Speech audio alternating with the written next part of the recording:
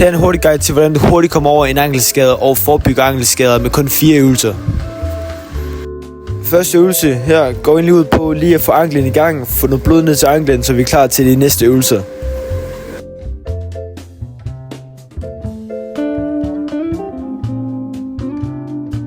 Næste øvelse, det går egentlig bare ud på, at du skal vippe din fod frem og tilbage, som vi ser her. Og du skal bruge en elastik, som sidder fast til den, så der er noget modstand, og som ligesom får aktiveret anklen.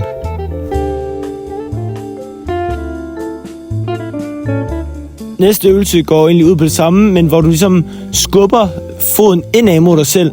Og her er det vigtigt, at man ligesom skal fokusere på det anklen, som skal arbejde, og ikke benet.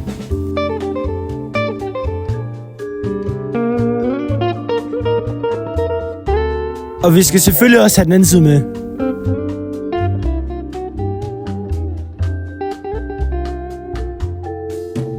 Hvis du laver de her øvelser jævnligt, vil du komme hurtigt over din ankelskade, plus vil forebygge fremtidige ankelskader.